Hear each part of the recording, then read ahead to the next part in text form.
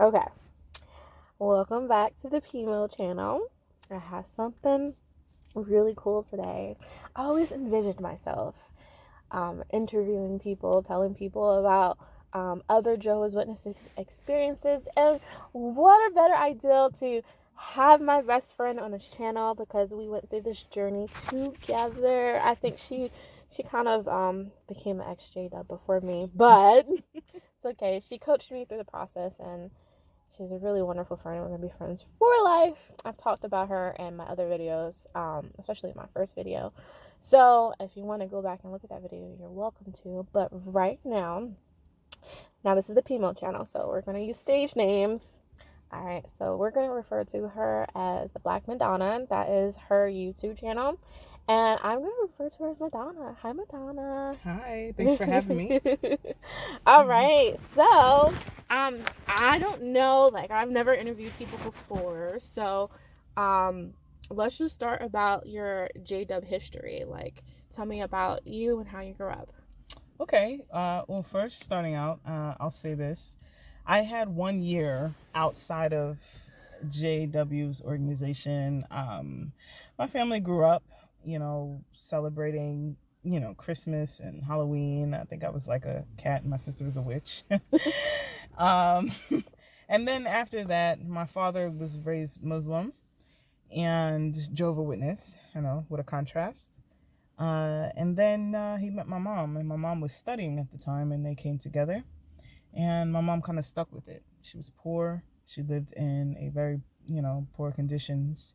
And so it was something that was enlightening to her. She felt like it was just good news. It was better days, the hope of the paradise seemed good from growing up in, South Philadelphia, in the ghetto, eating mayonnaise sandwiches. So, my mom kind of stuck with it. My dad kind of loved her for that. So he decided to marry her. Now, like I said, we had 1 year of Christmas, and then growing up, we started going to the hall.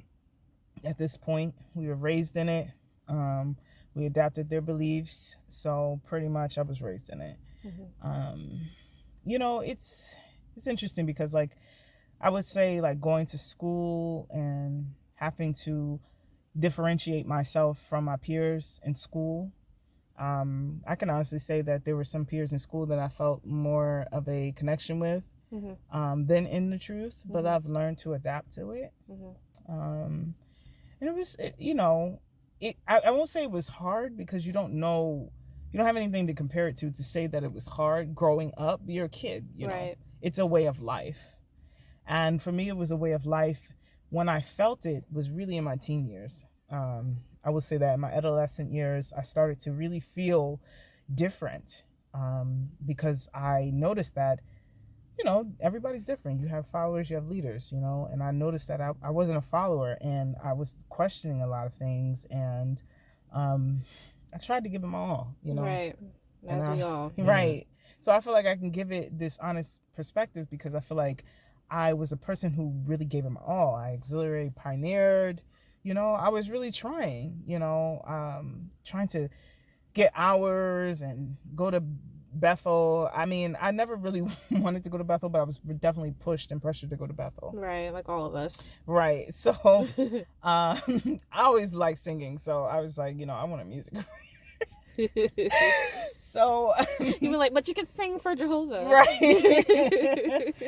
So, and I tried. I really did. I tried to make the kingdom melodies my own, but it wasn't hitting for me. So, I remember us at the hall and we'd be like, Black Madonna, like, calm down. Yeah. You'd be like singing mad loud. Because I had to make it fun, and it just became really like robotic to me. Like, I just felt like things were very I don't know, it just was not authentic to me. Yeah. It definitely was.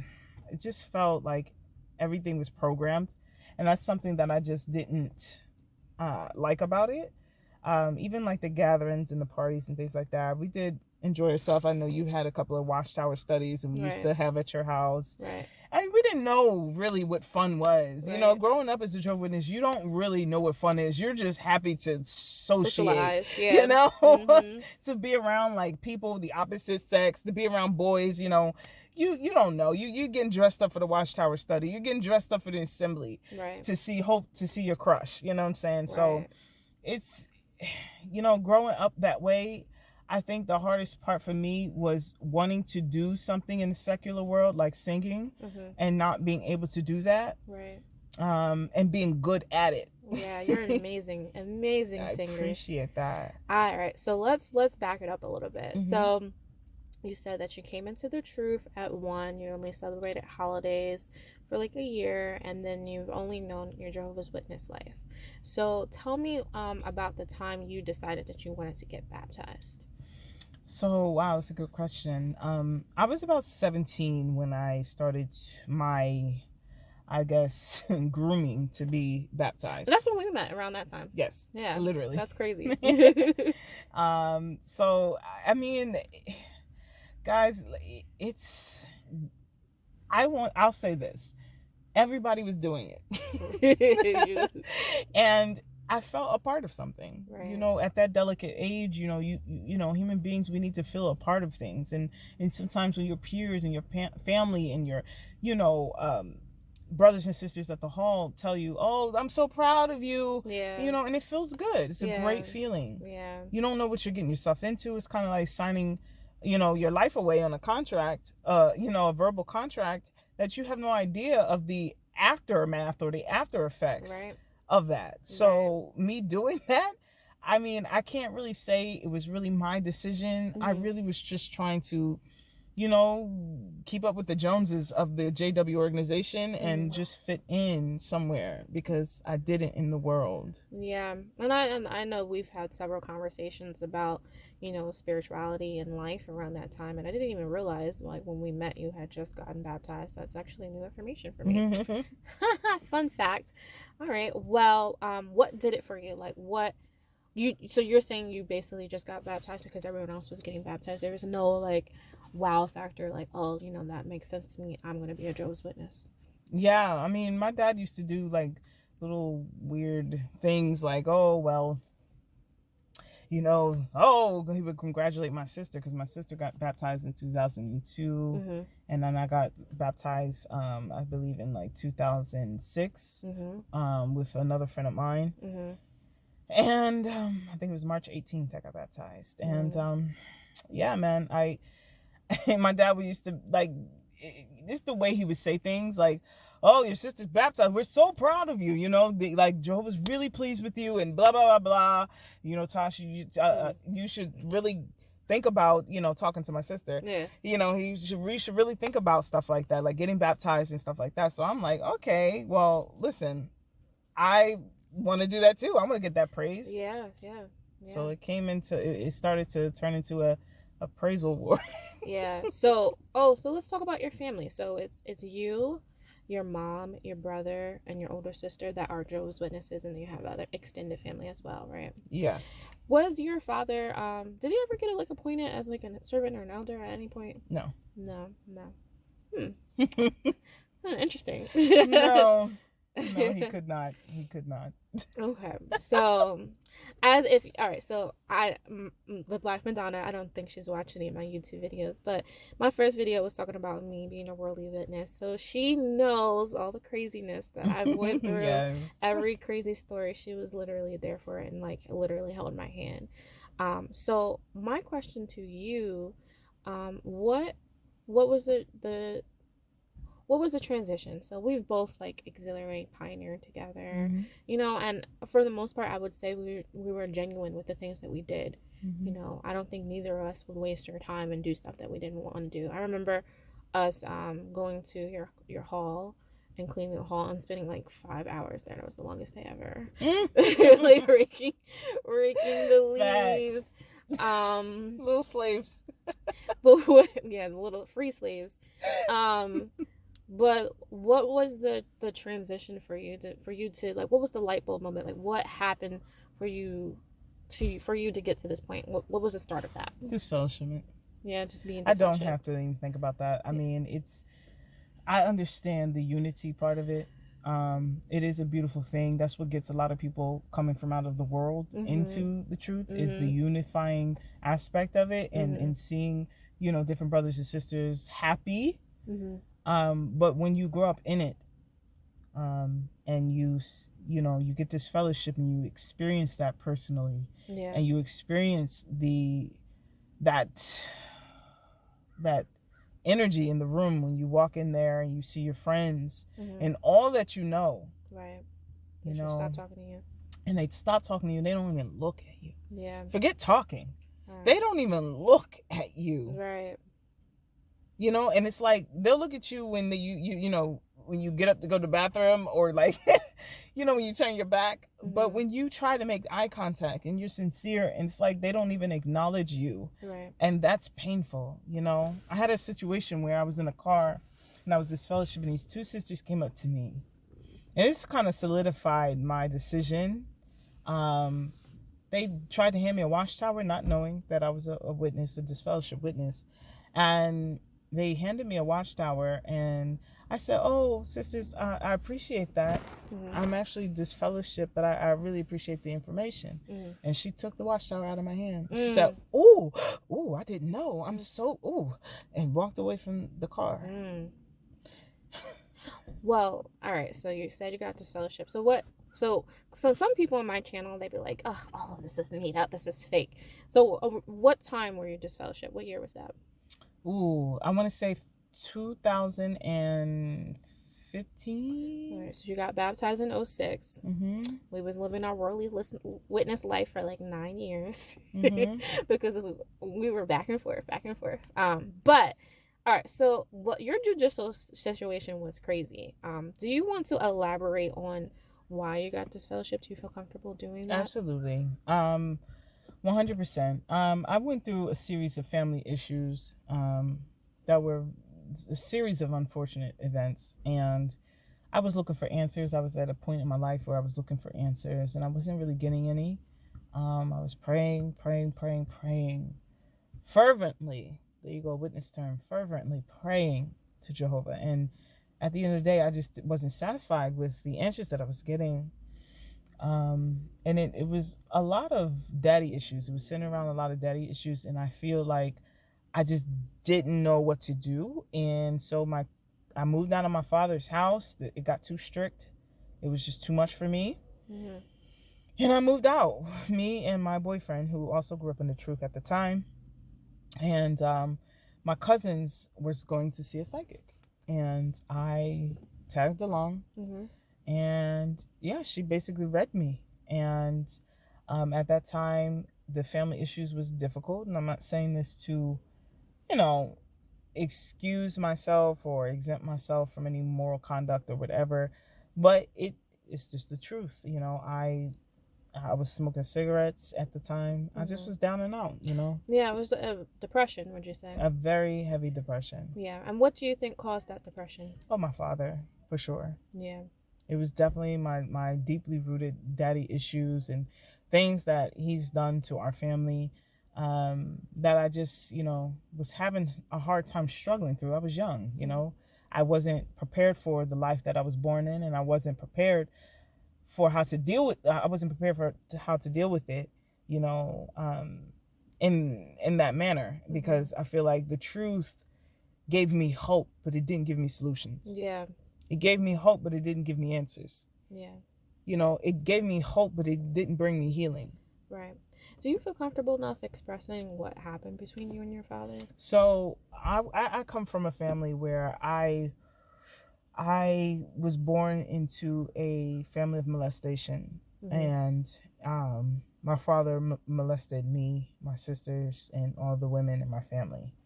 And this man still walks around. He's a brother today. He's never been tried for it. I think he went on a trial for like a week, and he somehow got out of it, but that's a whole nother story. And he's living free. He owns his own business, doing great. Meanwhile, these people that he has molested and raped, their lives are messed up, and it's hard. Yeah. Now, you mentioned to me before, like, it's a family thing. So your whole family is aware that your father has a problem with touching young women within your family. Mm-hmm. Yeah, on both sides. He touched women on my mother's side as well. Yeah. And did you express to the elders at the time about that situation? So it's funny you should ask that, because yes, when I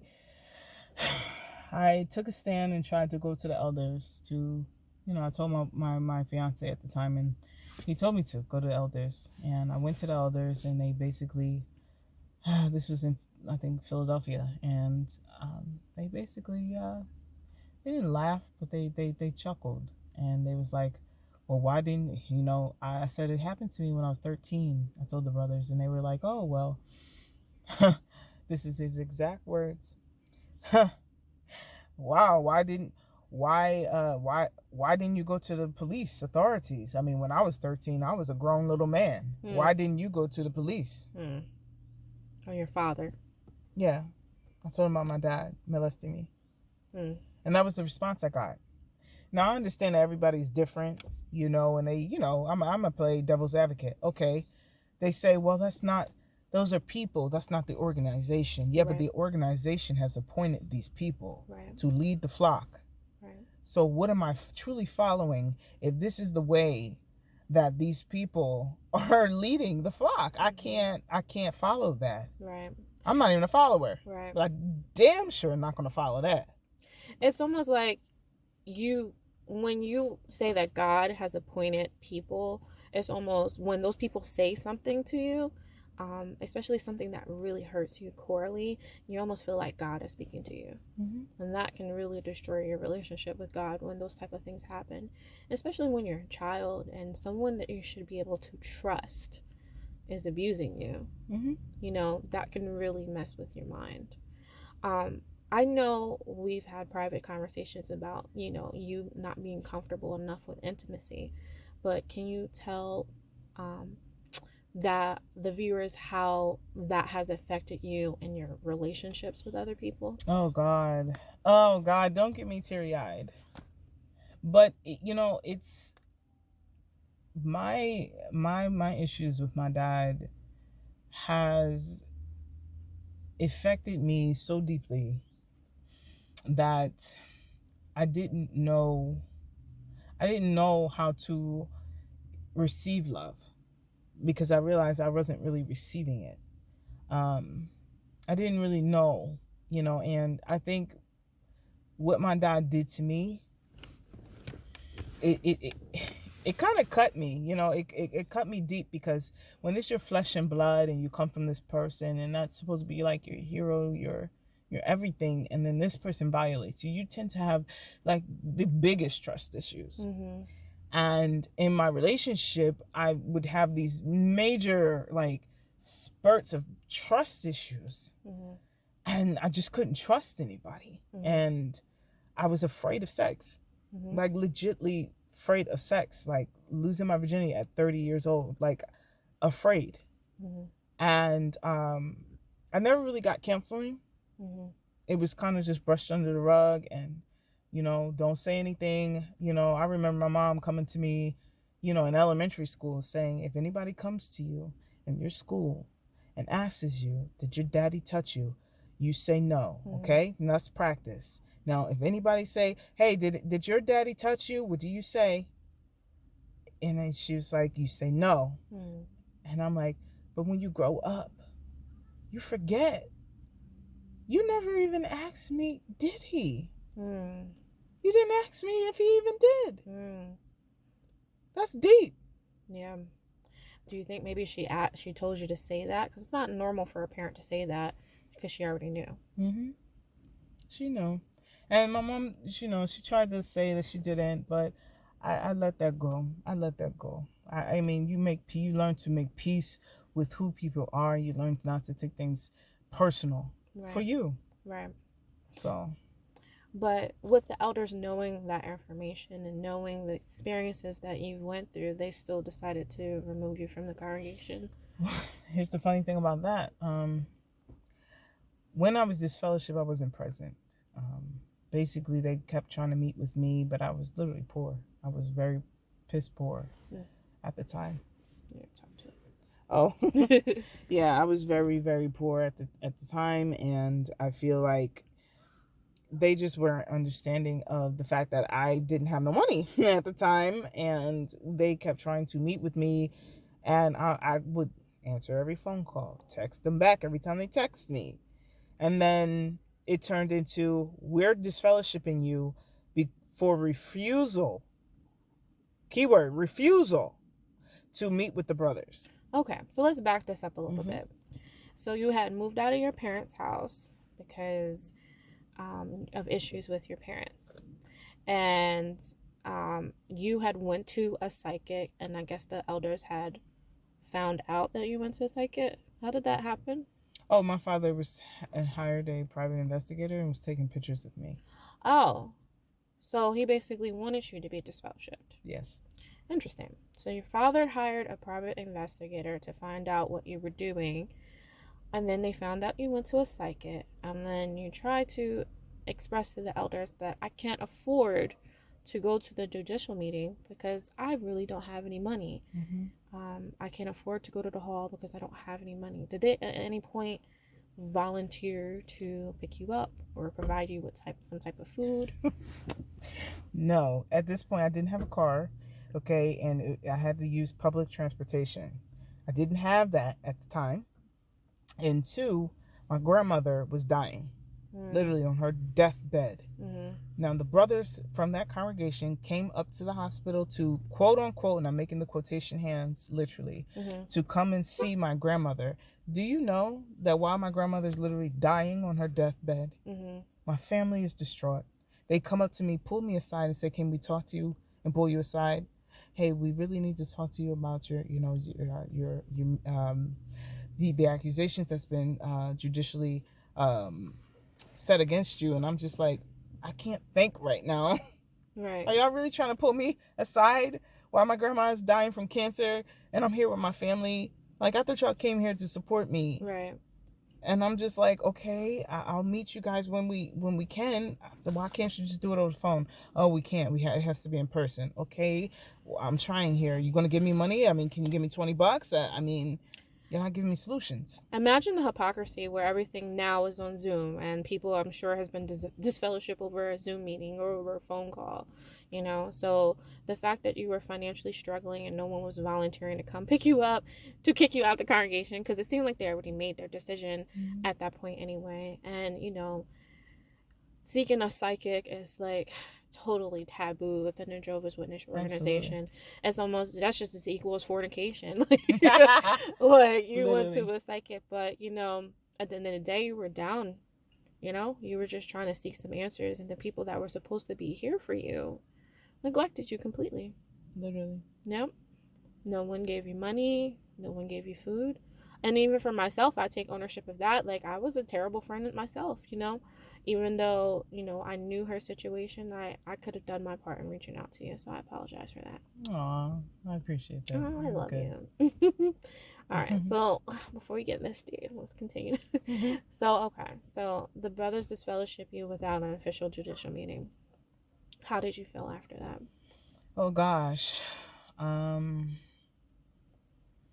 literally asked them, I said, brothers, I said, wait, I'm trying. I'm calling you back. I'm texting you. It was almost like I was in disbelief and I was like crying to them. And I'm like, what are you talking about? Like, I said, brothers, at what point did I refuse? What part did I refuse? Right.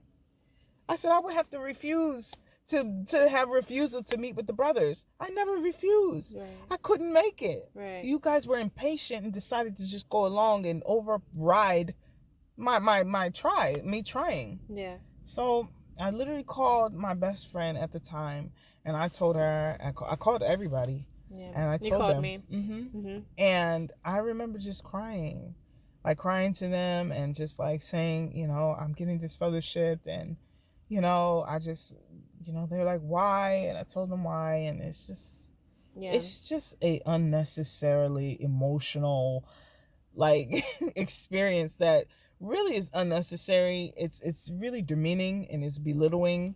It's cold. It's very cold. I would say even when you had called me in that moment, I was on my pioneer kick, and even I just remember how I treated you was cold. Like in my head, I'm like, well, yeah, you avoided the judicial meeting, not even recognizing the fact that you didn't have money. You know, that you were going through the situation with your father and you were trying to avoid him. I didn't have any compassion for that. Nor did I even knew that, people, when they go through stuff, there's layers, there's reasons, people just don't do stuff just to do it. There's something that has happened for them to make the decisions that they make. And I don't feel like I had any compassion for you. And if I didn't have any compassion for you and I was one of your good friends at the time, imagine how the elders felt, and they didn't even know you because you were in a totally different congregation. I know for my personal self with my judicial meeting, they were a lot colder to me because I was in a congregation where they didn't know me. But if it was a congregation where I grew up in and they actually knew me as a youth, they probably would have showed a lot more compassion towards me. And I would say the same thing for you. If that was your congregation where your father was, I'm pretty sure they'll have more compassion for you. But then in that same breath, I mean, you've mentioned to me before that you've told those same elders about your abuse, and they've done nothing about it. And they've not done nothing to protect those kids within a congregation from your father. No, not at all. Yeah. And I don't know. And it's funny you say that because when I did my, what I call now shadow work, and I had to look at like the root of my issues, and even with my friends and stuff like that, like telling my friends some of this information, it's almost like, it's definitely traumatizing, but it's almost like it's not a story you come across every day, but it is fairly common. And they don't prepare people how to like deal with things like that. Right. I feel like a lot of, just like anybody who knows the theocratic ministry school, it's really scripted. We literally are taught how to speak, the modulation to use, projection. We're taught how to speak to people to a science. You know what I'm saying? So our response and our cause and response is literally scripted. Yeah. So when a person comes to you and tells you something raw, your response is going to be very callous and scripted. Right. Cool. You're not going to know how to. You're going to mimic what you've been taught in the congregation. Right. That's why I don't take it personal with you. I don't take it personal, and I just don't simply take it personal, because I understand when you're in that box, I can't. I was there and I understand it. We were robots. Yeah. Religious robots. Yeah. So, all right. So now you're disfellowshipped. You don't have your family. You don't have any money. Tell me about that journey. Just living with family members that I was literally shunned from. It's like I was shunned from the hall, and then while I was in the hall, I was shunned from my family. So now when I was shunned from the hall, I had to go to that family I was shunned from. Yeah. And I don't know anything about them and how damaged they are. And my family's literally traumatized and toxic and going through things, and my father is literally the center of it. I moved in with my aunt, whose daughters were molested by my father. And for me to hear the stories, in detail about the things my father said, to the things he used, played a major effect on my psyche. I battle with bipolar 1. I had borderline personality. I was diagnosed. I don't call that, but I was diagnosed. And it just, I don't know. This is what brought me out of religion and into spirituality. Because being disfellowshipped was almost divine to me. It was divinely guided, because I feel like some of us are chosen out of our families to take that stand, to face fear of, public humiliation, or, being shunned and being scoffed at for leaving. But there are chosen ones in the family, and it's for a reason. And we were just briefly talking about this in the car. The world empire of false religion, we never knew. We're a part of that too. Yeah. We are a part of it, because guess what? There's spirituality and there's religion. And religion, we know, was created by the government. So at the end of the day, it's for control. So at the end of the day, spirituality is something sacred. That's why I never understood with the tabernacles and everything that they talked about, like these men with their myrrh and their frankincense and their incense and their tabernacles. I said, it sounds a lot like the stuff I do now in my spiritual journey, spiritually, without religion. I burn incense. I make offerings. I literally talk to God one-on-one, and it's so sacred and it's private. And even when you pointed out to me how the memorial is, what did you say it was called? The memorial is a ritual. Mm-hmm. And, as witnesses, we're taught to not participate in rituals. But if you think about and you just break down, the memorial is actually a ritual. And you're putting something on you every year. Mm-hmm. To participate in this ritual, to be a part of this religion. And that's scary in itself. Mm-hmm. And then what was also scary that you mentioned is that your father has been molesting people since before you guys were witnesses. Before I was born. Before you were born. So think about the ministry and how dangerous that is. Mm-hmm. Where you're inviting someone within the congregation and this person hasn't been reported to the authorities, right? And you're bringing that into the congregation and all the children that are at risk because we don't know the history of that specific person. Yep. Mm-hmm. And then how the organization targets the poor, mm-hmm. The damaged people that are going through stuff. I know your mom had to be aware of some of those things. Oh, yeah. Mm-hmm.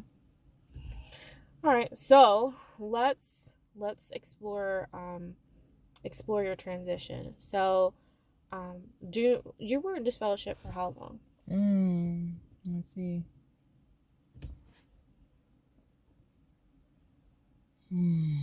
It's going on 10 years. You were disfellowship for 10 years? Yeah. Wow. Yeah. I talked to you most of the time, but yeah, I was a sinner. But anyway, so all right. So she was disfellowshipped to 10 years, but then you got reinstated a couple years ago. I got reinstated 2 years ago. Okay. So while you were disfellowship, I know me and you've had private conversations. The reason why you were disfellowshipped is just the reinstated was to talk to your family, but you have no intentions of actually being a Jehovah's Witness.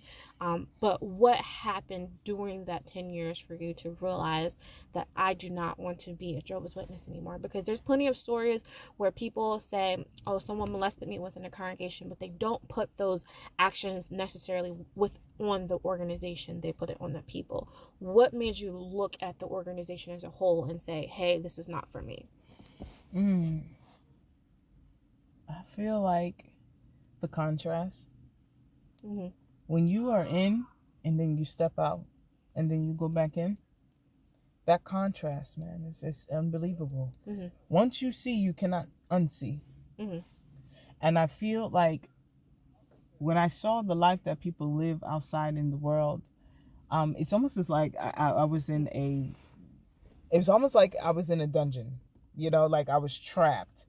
And then I finally freed myself and realized that I don't know how to maneuver in civilization.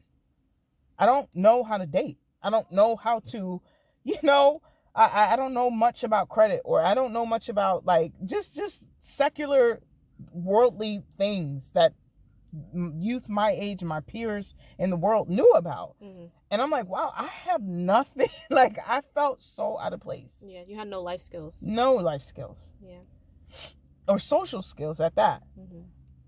And with the opposite sex, I should say. Mm-hmm. And so when I went back, after coming out of the world, being disfellowship, and tried to, because when you try to get reinstated, you have to, go to every meeting. So I'm going, and I'm just, at this point, I'm listening. I'm listening more than I ever did. Mm-hmm. And I'm just like, that's not true. It's stuff like, we don't want to associate with people because they're not aligned with Jehovah's standards, and they're not and I'm just like, but there's people in the hall that are literally doing the same thing. Can I curse? Yeah. They're fucking each other. Yeah. They're literally having threesomes. Mm-hmm. There's brothers sleeping with each other. Mm-hmm. There's kids going to the club, fingering each other in the car. There's some real shit going on. Mm-hmm. excuse my vernacular, but there's some real shit going on. And I'm just like, so I'm trying to understand, where did they make that contrast? Because I'm like, I mean, growing up in the truth, I mean, there's a lot of, craziness. Yeah. And then, and I say this all the time, like, I watch a lot of other exjw videos, and there's something about living in the Northeast. And when I mean the Northeast, I mean New York, Connecticut, Philadelphia, Delaware, DC, Baltimore. All of those witnesses are worldly witnesses. And then in young teenage age. And when you mention threesome, we both seen it. Threesomes, swingers, all of it. Yeah, we seen it all. I have this. You haven't watched my channel, but I have a whole video about like SJWs and swingers and stuff, and I'll get comments. This is not true. It's not real, and I'm like, this was my life. Like, and when you grow up as a witness, you are privy to other things that not everyone that didn't grow up as a witness might not have been privy to. Me and you have seen a lot, and and looking at us, if you would actually see us in real life, you may think that we were in the sauce of things and that we were a part of it, but we actually were the ones just sitting in the background and taking notes and watching people. What was the wildest thing you've seen as a witness? Yeah. Ooh. As a youth. Growing up in the hall, I mean, they're out there. They're out there. They are out there. I think it's easier to say what didn't I see. But you said it's easier to say what you didn't see. Yeah, like I'm just trying to. I'll just give one example. There was a situation where there was a group of friends that went out, and they were in a hotel room. These are Jehovah's Witnesses. Okay. And some of them were ministerial servants. Okay. And some were pioneers. And some just went to the hall. But it was a good mixture. And they were in a hotel room. One girl worked at the hotel. And she would, get us like a free night stay at the hotel. And, we was all there. Somebody was giving head in the bathroom. People was having sex, like, on the bed. This happened after I left. So you were disfellowshipped and they invited you to this party. No, I wasn't disfellowshipped. This is when I was in the truth. Oh, okay. This is why you were there. Yeah, okay. I think I was auxiliary pioneering. So you watched someone have sex. You watched someone give oral sex to someone else. So I'll put it this way, to stay honest and stay truthful. Okay. They were making out and they were like taking their clothes off. I was leaving. Oh. But come to find out that night that they had sex, I left. I was I would watch like, oh, okay, wow, you guys are wild. Okay, interesting, taking notes. But but here's the thing: if you were outrightly say, oh, that's wrong, or what are you doing? What would have happened? I don't know. I just feel like I would not. I just. Do you think people would treat you differently? Yeah, absolutely. Yeah, because there's like a secret. There's a secret understanding that we're gonna let each other slide on everything. Yeah.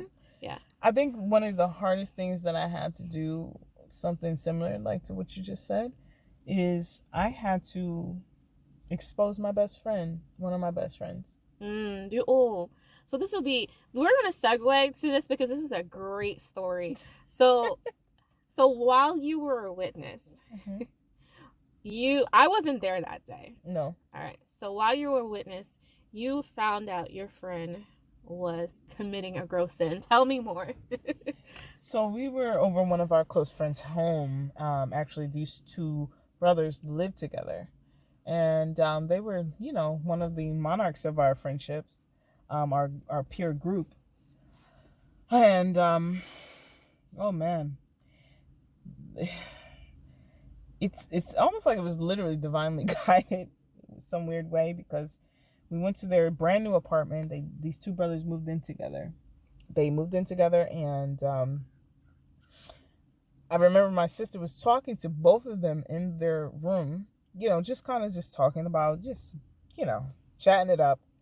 And me and other sisters were kind of like out in the living room, and one of the brothers left his phone. He was playing his Pandora on his phone, and we was trying to change like the songs, and so crazy how spirit works. The person who was changing the music on his phone was a study that happened to be there sharing in the festivities with us that night. A younger teenage adolescent study. She was studying. She was the cousin of one of my great friends at the time. Now, this young adolescent study was literally scrolling through the phone, and videos popped up because she went in a section on his phone called Files, and she thought it was music files. Oh boy, was she in for a surprise. It was, they were really cryptic files. They were chronic files of a lot of, homosexuality, sex. So when we say homosexuality, you mean the two roommates, the two brothers, were having sex with each other, and they were recording it on their phone. Yes. So what happened after that? So we literally all went to our cars. We went to our cars and we just said, oh my God, we freaked out. And we were like, what are we going to do? Like, what are we going to do? Mm-hmm. And so none of us knew what to do. We were going back and forth. Like, oh, we should do this. No, we can't do that. And we literally like had a little argument in the car. And we're like, but this is the right thing to do for Jehovah. Like, Jehovah would really smile upon us. You know? Right. And we're thinking like, we're doing the right thing. And we confronted them. We got out the car. We asked them to come there, and we confronted them. Do you think like that is so traumatic for two men that are on the down low and not even like ready to express their homosexuality or that they're into the same sex, for like good friends? Like these are childhood friends you have. Mm-hmm. For you to reach out to them and say, I seen you guys having sex with each other. Like that's gotta be traumatizing for them. Mm-hmm.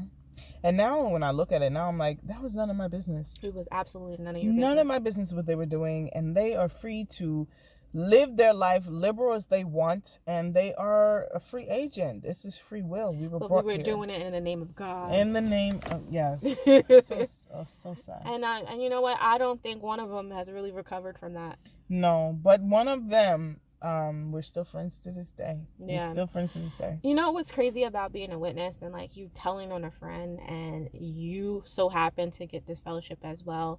That friend is ready there. Or at least for me, what I've experienced, that friend is always there ready for me to embrace them and to love them. And they've never treated me any differently, even though I may have been emotionally abusive to them at the time. Mm-hmm. Like, and even with me apologizing to you, you still welcome me with open arms.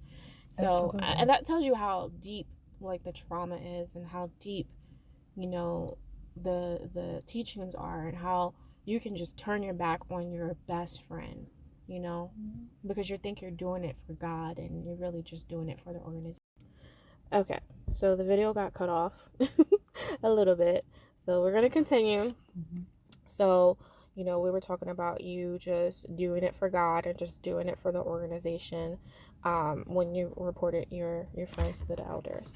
So, okay. What did you say after that? You were talking about, I'm trying to remember. Where kind of like what happened after that moment. Okay. After that moment, I definitely lost those friends. Right. That I told on. Yeah. I lost those friends. However, those things that I would think was a gross sin, I found out really wasn't. Mm-hmm. It's just a person expressing themselves. Mm-hmm. If you're gay, you're gay. It doesn't matter. We're all human beings, and I started to understand something about like human nature. Human nature to me is very important, and that's why a lot of people, when they're in the truth, they forget we're humans. We're human beings. Mm-hmm. And human nature exists. And I decided to make amends with my friend that I told on. And I called him up. It's like 3 a.m. when I got disfellowship. I called him up and I said, hey. And he was like, hi. Why are you calling me?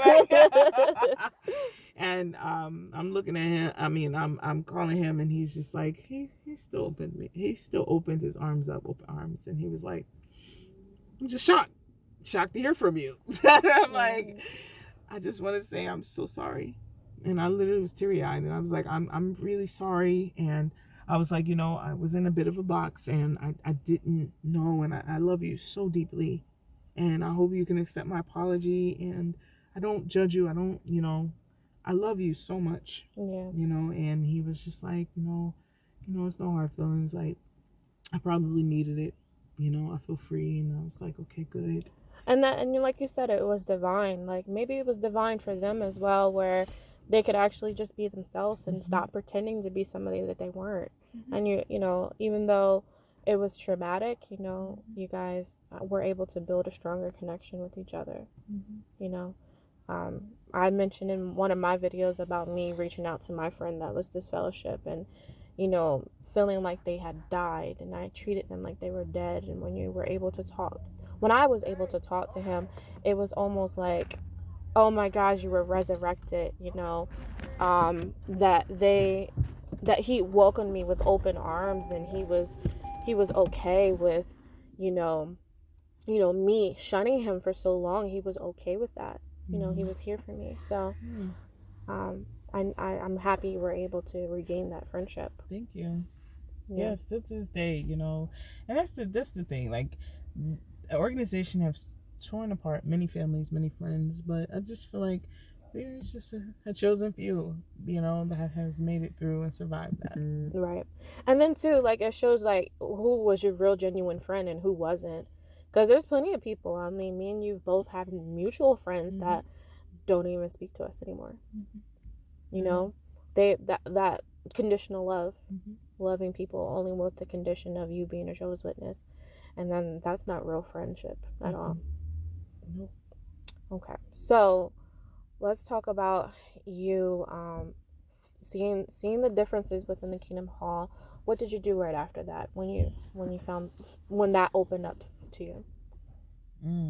When what opened up? Like, you said, okay, well, the brothers in the hall do the same thing as the worldly people. Did you start researching about the organization? Oh gosh. I researched so much. I feel like in order to have belief in something, it has to be backed by facts. I have to be able to factually, logically make sense of things. And when I got out, I felt like, I'm going to Google things. And I think me and my brother, we were Googling things and looking up things, researching things, going back and forth from the Bible to different publications, the reasoning book. And we were just like, interesting. We found out that they had stocks. They had stocks in pornography companies, tobacco companies. They had warfare, like weaponry companies. There were stocks and bonds. They even have stocks in the COVID vaccine too. COVID vaccine, all of that. Yeah. I mean, everything is governmental. Like, you can really see how the government and the religious organizations have a union, a true marriage. That I believe. But yeah, they literally had in pornography, all that stuff. And yeah, I didn't see that. Yeah, and it's I think they've raised about $2.2 billion, I think, dollars, or about $2 billion. And my thing is that's not all from just donations. Yeah. And I'm like, these donations are going to these hierarchies in the congregation called the governing body. But I'm like, nobody really knows these men. We don't know these men. We don't know these men. And people in Bethel, they don't know them like that either. They show you what they want you to see. That's all. They show you what they want you to see. And we were talking even about, like, secret societies and things like that. Rutherford and Charles T. Russell and that whole thing. I remember it was almost like a sign. When I went to go get Disfellowshipped and I had my judicial meeting, they had a plaque of Rutherford, literally like a shrine, hanging on the wall. And I'm like, anybody who knows any history, you can Google this. He's a Masonic brother. So I'm like, wow, okay, you have this formerly known Mason, literally a plaque dedicated to him in the congregation. That's strange because anytime any study bring them up at the door-to-door ministry, you guys want to act like, oh, well, we don't follow that no more. Times have changed, but then why is there a shrine in your Kingdom Hall? I still have that picture to this day. Because you're a Virgo and you save everything. All right, so you started researching the religion and realized that it had a lot of Masonic origin, and then and that did it for you. Now I know for myself, I remember like when I was like still trying to be a witness, and you'd be like, "Well, look at their hand gestures. Well, look at what they're doing," and I'm like, "Oh my gosh, this girl is crazy," but I still love her because I still loved you unconditionally because my mom taught me how to do that. So, but it's true. They do a lot of Masonic hand gestures. When you really break away from the religion, you can see they got the pinky ring, they got all the symbolism. They're still actively participating with the Masonic culture. So what did you do with that new information? So I really just studied it to prepare myself for the best and worst case scenario. And that is me, like, I call myself a spiritual ambassador, or a spiritual lawyer. I have to prove my point. There's so many brothers and sisters, or especially the youth. I don't really care about the older ones that are really stuck in their ways. But if I can save a youth, actively, especially one that's kind of juggling, like, should I not? I want to be that older person to be like, listen, you need somebody to talk to. I'm here. Yeah. This is what it is. What are you feeling? Yeah. You're right. You're not crazy. I feel like because like we're not really open with us, not like we're kind of open and when we're kind of not, but like we still can sneak by and like go to gatherings if we wanted to, and like be like the cool aunties to these young people and be like, listen, do what you want. Right. Like, don't let them stress you out. It's okay. Because I still have young people that still reach out to me that I have relationships with, that I just be straightforward with them and not try to quote a scripture every time they talk to me about something, because sometimes people just need honest feedback about the religion. Now, you mentioned before, I don't know if you feel comfortable talking about it, but could you tell us how that correlates with your father with Masonic? So come to find out that my father was actually one, and that's the reason why, doing everything he's done, he got away with it. Because it's an understanding. There's an organization within the organization. So your father is a Freemason, and he was actively molesting kids within the family. And when you went to go report it to the brothers, they did not care because you would say he was more higher up within the Masonic organization, and that's why the brothers never touched him. Yeah. I mean, I feel like they would do like oh, sister, I'm so sorry. Wow, that is very unfortunate. And it was just fake. I'm like, yeah, I get that, but you're not giving me solutions here. Right. So it drove me to go to a psychic, because I'm like, well, she gave me more answers than you guys did. Right. Right. It is what it is. Yeah. So you find out your father is a Freemason and a Jehovah's Witness at the same time. Yes. That's an interesting mix. Yes. From outside looking in, that's like a weird mix. But if you actually find out the history about Jehovah's Witnesses, it actually just makes sense. And would you say that he's not the only one that you discovered that was a Mason within a congregation? Oh, yeah. The more in research I did, I started to pick out all the Masons inside of the congregation. No matter what congregation I went to, I'm like, okay, yeah, you're one. You're one. You're one. You're undercover. You're a part of the organization inside of the organization. But okay. Yeah, it's deep. It is deep, and that's scary because we all know. I mean, if you're familiar with anything about the Freemasons, that's associated with the occult, and I'm sure a lot of Jehovah's Witnesses would not participate in a religion if they knew it was associated with the occult. And this is my thing, like I feel like part of my purpose is to be an ambassador of spirituality and to bring people out of religion, kind of like Moses did in correlation. how Moses did with the Israelites out of Egypt. I feel like, based off of the storyline, I feel like I have to just get like a Harriet Tubman of Jehovah's Witnesses. Like, just please get out of Babylon the Great.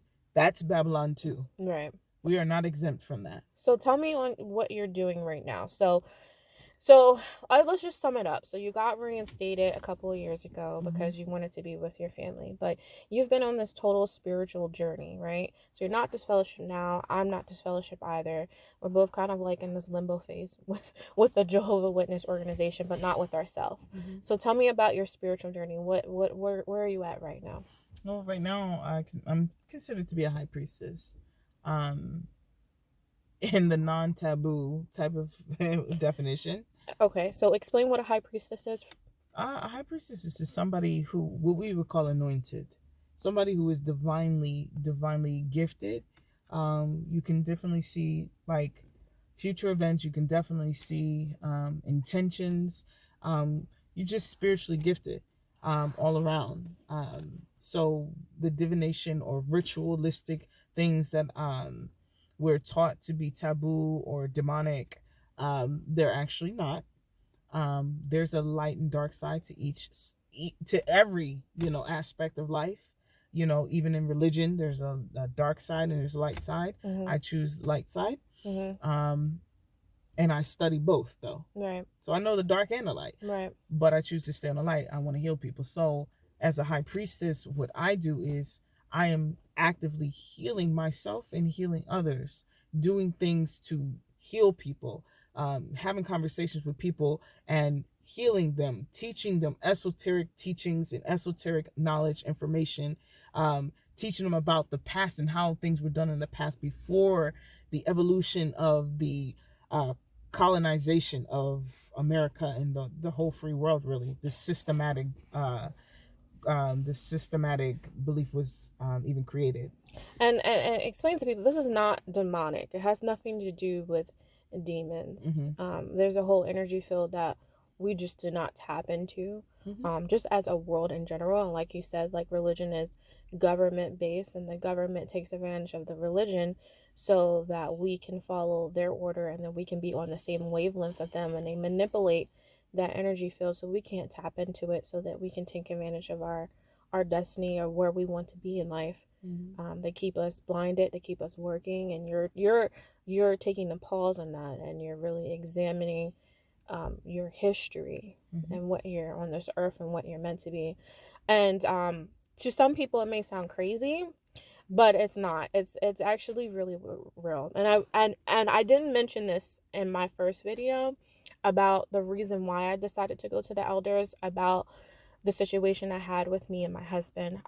But I will share it now. So when I was going through the major situation with the elders, and that was my very first video, and you can go back and watch that. I had called the Black Madonna, and I said I wanted to come over, and so we were chilling, and we were, just talking, and it was with me and her boyfriend at the time, and at the time she was disfellowshipped, and again, like reaching out to people when you're going through a spiritual low, you go back to those original friends that you have. And I reached out to her, and then we decided to engage in smoking marijuana. We smoked weed, and I had gotten so high that I literally had lost my mind, and it was almost as if another entity had taken over my body. And and like you said before with your friends, you felt like that was divine. Like I have felt like in that moment it was divine for me, because it told me to myself to go to the elders. And I took it as like, oh, at the time that Jehovah wanted me to repent for my sins. But I would not be where I'm at. I would not be an ex-Jehovah's Witness without the Black Madonna, because she actually held me and she consoled me in that moment. And when people smoke weed, they're like, people get paranoid. It's a gateway. Well, I got paranoid on like the extreme level, and I literally confessed all of my sins to her. But she was still there for me, and she held me down. And I just viewed her completely differently in that moment. But I know she from that moment, I knew she understood me. We understood each other. I'm very spiritual too, as well. I wouldn't claim to be a high priestess or any sort, but I know that what I feel and what I see and what I experience is definitely more on a spiritual level. Absolutely. Than the average person. So, although it may sound weird, especially for someone just coming outside of the organization, this stuff is real and it's true and it's not demonic at all whatsoever. And I feel like in that moment, whatever energy was around her spoke to me and told me to go to the elders, and that had made my transition into being an ex-Jehovah's Witness. And that wasn't the original goal, but that's what eventually happened. And I feel like that was supposed to happen. Just like that. Wow. I mean, we have other weird connections. Like, I'll think of her and I'll call her and she'll be crying and vice versa. Like, we're just literally we're like deeply connected. I don't know why. Like, today I was like, text me your address, and she literally sent her address at the same moment I said text me your address. Like, it's just like the weirdest thing ever. We have this weirdest connection, but I think that's really dope. You were able to come over your challenges and find something that would to help you grow and to level you. And there's life beyond being a Jehovah's Witness. There is. And it's bountiful. Like, it literally is. The sky's the limit. I don't feel so boxed or closed in to meet a certain standard that is outside of my own standards of what I had set for myself. I feel like now I'm a free agent, and now I can literally set standards and goals and morals for myself, and just do what I want to do and be what I want to be, and still give gratitude without always having to humble myself in a act of submission all the time. Right. I can be grateful and still be show humility by being grateful, but not submitting and being humble all the time. Yeah. And what I love about your story, the Black Madonna, is that it's just not a non-traditional story. What my story and your story, we're not like, oh, I went to Bethel and I was a pioneer, or like, we were just regular Jehovah's Witness kids that grew up as witnesses, and we seen the organization from a completely different perspective. And I don't feel like there's a lot of content on YouTube about that, and then I don't have stories of molestation, but you do. And then not only do you do, it's somebody within your family. Right. Yeah. So, you have a YouTube channel. Tell people about your YouTube channel. So I am starting a YouTube channel. It's the Black Madonna 1212, and I'm very excited about it. It launches April 1st, 2022. So I invite you guys to come and subscribe and like. And she's actually, are you going to have your face on there? We're debating, but yes, I well, she has her face in there. That's going to give me away. So do what you want to do, but as soon as someone's going to see your face, they'll be like, oh, I know who this Pimo channel is.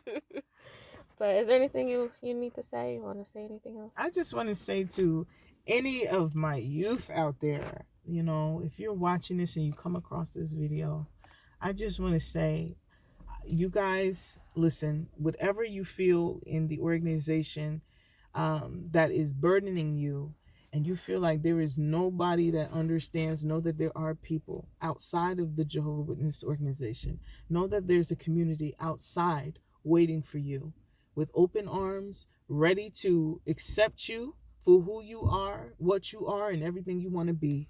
And you can do it, you can be it, and we are not judging you here. But walk away. If you feel the slightest bit, walk away. And I know it's hard to leave your family, but you have to love you, and you have to look out for you. And that is not selfish, but you have been raised to be selfless. And in this world, you have to be selfish, because everything has a fine balance, and you have to be balanced in life. So I'm speaking to the youth out there. We did it. Please, if we can do it, you can do it. Oh, you know how it was. Yes, it's not easy, and we understand that, guys. I still cry. Yes, we still cry. So please, subscribe, like, share, comment, send messages of your experiences. I never say that on my channel. Subscribe. Yes, subscribe to my channel. Please. All right. Well, thank you, Black Madonna 1212. You said The Black Madonna. the Black Madonna 1212. Please follow her. Like I said, if you see her, you're gonna know who I am. So it is what it is. So on to the next video.